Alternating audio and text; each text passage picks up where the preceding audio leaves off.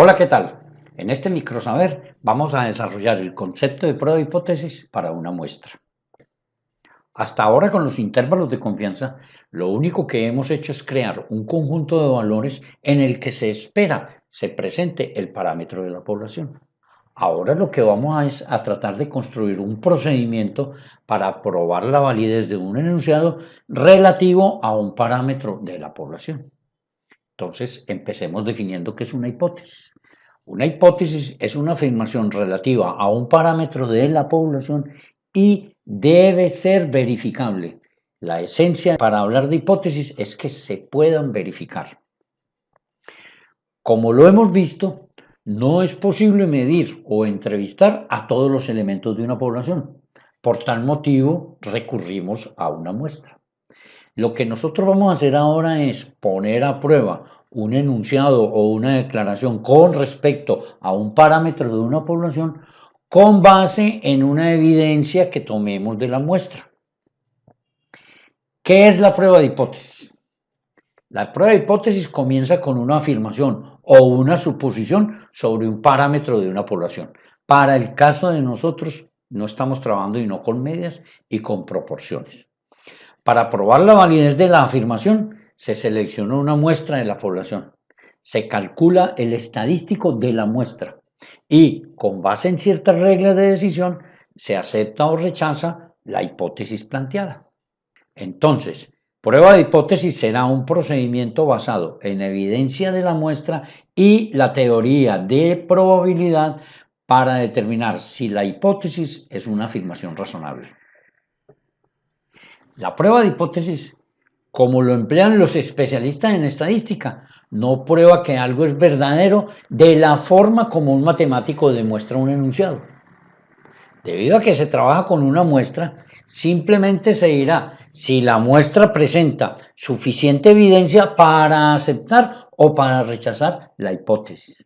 Entonces, tenemos que tener muy claro que a través de las pruebas de hipótesis yo solamente estoy diciendo que de acuerdo a la muestra que yo tomé, esa hipótesis la voy a aceptar o la voy a rechazar.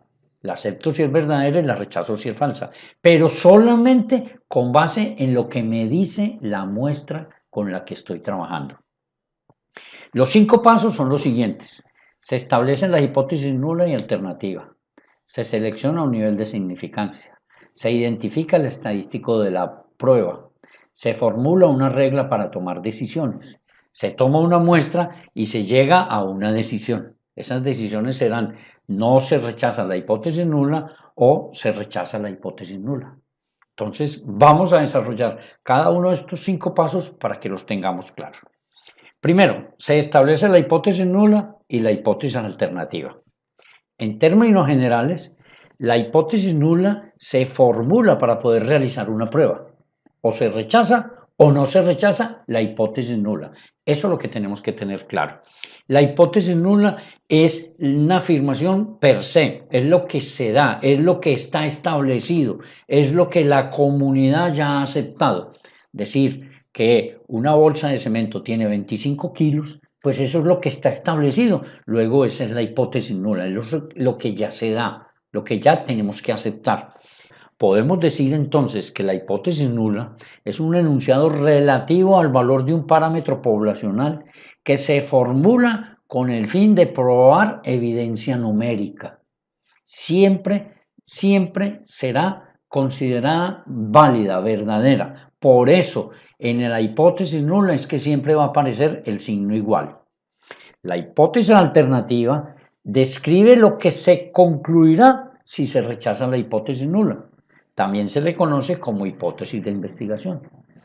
Entonces, si la hipótesis nula, es decir, que el promedio, el contenido de las bolsas de cemento es de 25 kilogramos, la hipótesis alternativa es lo que se presentará cuando eso sea mentira o cuando eso sea falso.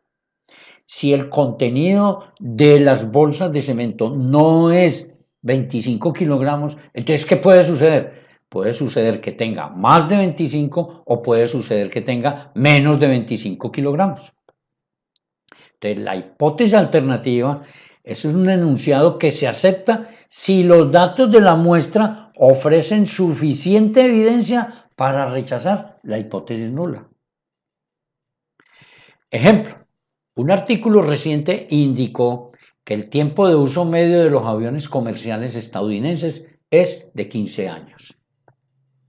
Para llevar a cabo una prueba estadística relacionada con esta afirmación, el primer paso consiste en determinar la hipótesis nula y la hipótesis alternativa.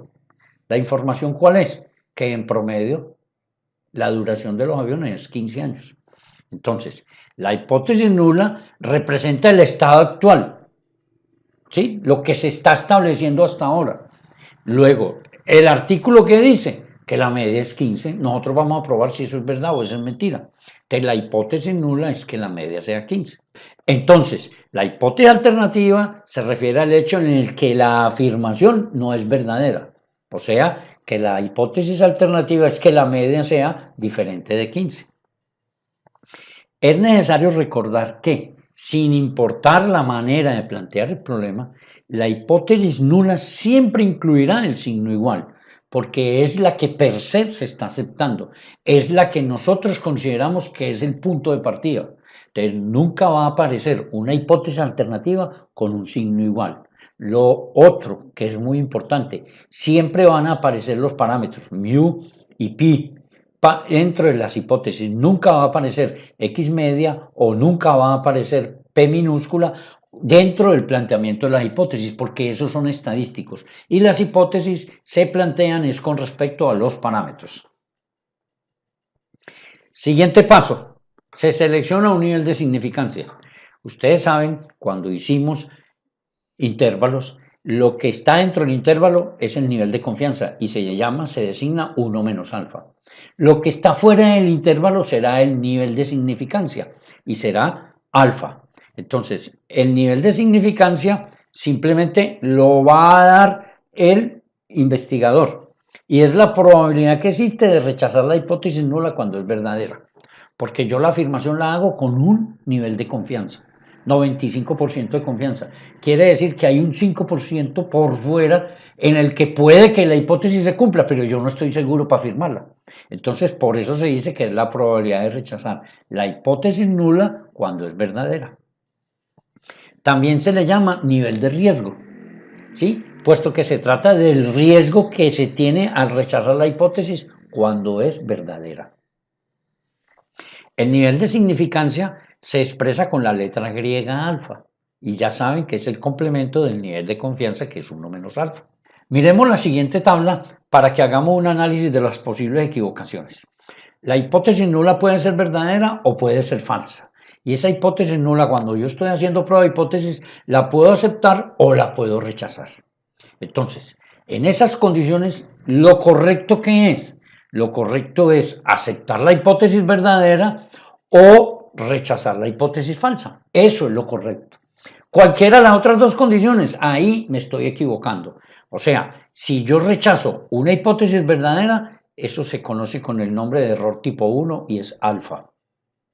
Y si yo acepto una hipótesis falsa, también estoy cometiendo error y se conoce error tipo 2 y se conoce con el nombre de beta.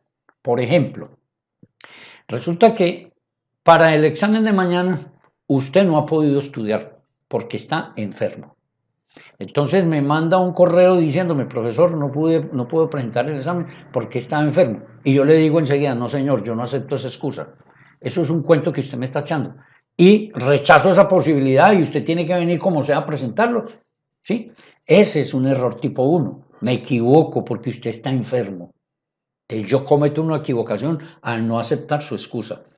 Pero, caso contrario, resulta que usted no ha podido estudiar y va a echar el aventón y me va a decir, profe, mire, yo no he podido estudiar, a ver si me aplazan el examen. Y yo le digo, sí, listo, tranquilo. Usted sale feliz de la vida porque me engañó a mí.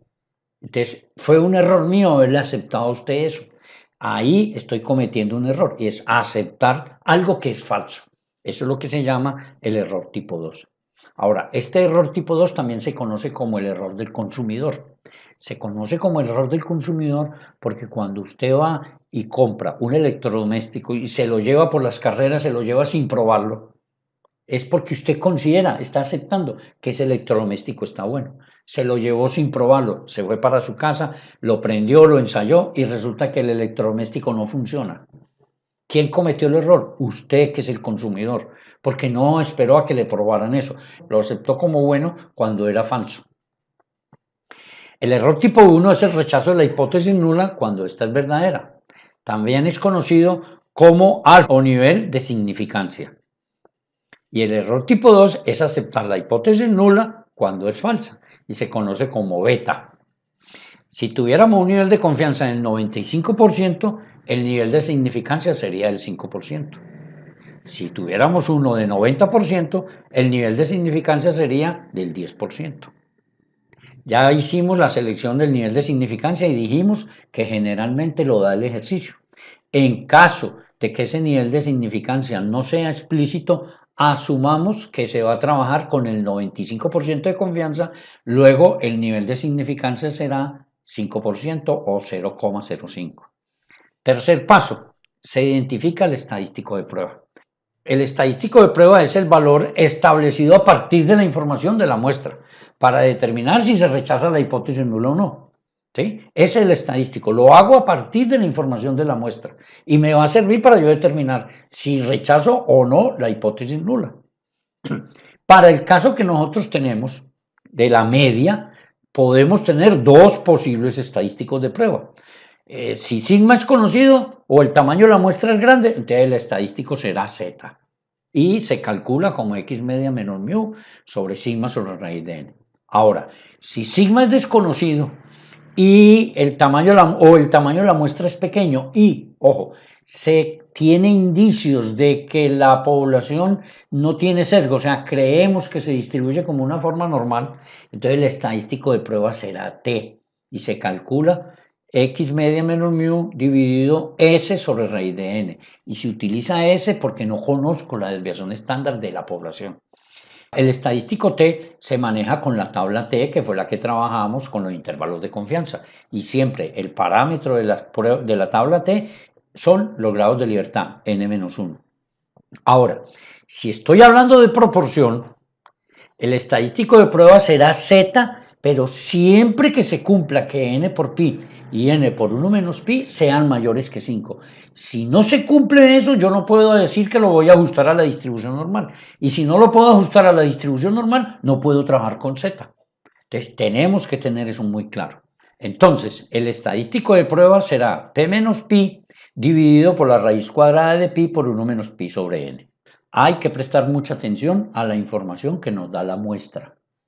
Si esa muestra fue tomada de una población finita, o sea, una población a la que se le conoce el tamaño, entonces tengo que aplicar factor de corrección. No olviden que si en la relación que existe entre el tamaño de la muestra y el tamaño de la población es menor que el 5%, ese factor de corrección no se debe aplicar. En el resto de los casos sí se aplica. Y al aplicarlo, los estadísticos de prueba quedarían como aparecen ahí en la diapositiva. El cuarto paso, después de que ya tengo identificado el estadístico de prueba, es formular una regla de decisión. Vamos a formular una regla antes de hacer la prueba. Yo tengo que decir en qué momento acepto y en qué momento rechazo. Entonces, la regla de decisión es un enunciado sobre las condiciones específicas en que se rechaza la hipótesis nula y aquellas en las que no se rechaza. La región o área de rechazo define la ubicación de todos esos valores que son tan grandes o tan pequeños que la probabilidad de que ocurra una hipótesis nula verdadera es muy remota. Esa región de rechazo la limita de una región de aceptación por un valor crítico. El valor crítico es un punto de división entre la región en que se rechaza la hipótesis nula y aquella en la que se acepta. Como son valores tomados de las tablas, se conocen como valores teóricos. Los que se calculan con la muestra, con los datos tomados de la muestra, son valores calculados. Veamos un ejemplo. Pensemos que la hipótesis nula dice que el parámetro es igual a x y la hipótesis alternativa que el parámetro es diferente de x. Entonces, cuando yo hablo de parámetro, ahí puede ir la media o puede ir la proporción. La hipótesis nula es que es igual a un determinado valor y la hipótesis alternativa es que es diferente. Cuando me dicen que es diferente, puede ser que es o muy alto, que es mayor, mucho mayor, o que es mucho menor. Miremoslo en una gráfica. Yo voy a tener que voy a rechazar cuando el valor que yo tengo está muy arriba del parámetro que yo estoy suponiendo que va a ser o muy abajo del parámetro. Ese parámetro que tengo en el centro se conoce como parámetro hipotético, es el que me está dando la hipótesis. Entonces, cuando la hipótesis nula me dice que es igual, el parámetro es igual a un valor, y la hipótesis alternativa me dice que el parámetro es diferente de un valor, quiere decir que voy a tener una prueba bilateral, porque la hipótesis nula va a fallar o va a ser falsa cuando en realidad sea mayor que o menor que el parámetro que estamos dando. O sea, tiene dos posibilidades de fallar, o cuando es más o cuando es menos. Entonces, para este caso, las regiones de rechazo serán en los extremos y serán aquellas regiones donde voy a encontrar valores muy arriba o muy abajo del parámetro central y va a ser muy poco probable que esa hipótesis sea verdadera en esos dos extremos. La regla de decisión será: acepto la hipótesis nula si el estadístico calculado cae en la región de aceptación. Veamos otro ejemplo. La hipótesis nula me dice que el parámetro es menor o igual que x. La hipótesis alternativa dice que el parámetro es mayor que x. No olviden que el igual solamente puede ir en la hipótesis nula. Miremos el gráfico que acompaña a este planteamiento de hipótesis. Solamente voy a rechazar la hipótesis nula cuando el parámetro sea mayor que un valor x. Eso es lo que me están diciendo ahí. La hipótesis nula se rechaza donde es verdadera la hipótesis alternativa. ¿Y cuándo es válida la hipótesis alternativa? Cuando sea mayor que un valor x. Con un nivel de confianza dado, listo, alfa. Entonces la zona de rechazo la voy a colocar siempre para el lado que esté mirando o que esté indicando la hipótesis alternativa. ¿Y qué área tendrá esa zona de rechazo? Esa zona de rechazo tendrá un área de alfa para este caso. Para el caso anterior, que era de dos colas, en la zona de rechazo será alfa medios por arriba y alfa medios por abajo. Entonces, la regla de decisión será: acepto la hipótesis nula si el estadístico calculado cae en la región de aceptación. Veamos otro ejemplo. La hipótesis nula me dice que el parámetro es mayor o igual que x, y la hipótesis alternativa me va a decir que el parámetro es menor que x.